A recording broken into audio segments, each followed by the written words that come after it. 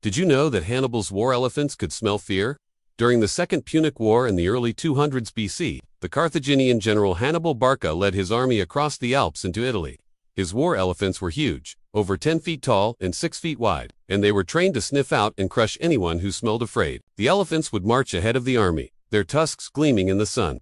They were so massive and powerful that even a full-grown lion would have been no match for them. But the Romans weren't afraid of lions. They were afraid of elephants. So when Hannibal's army arrived in Rome, the citizens panicked.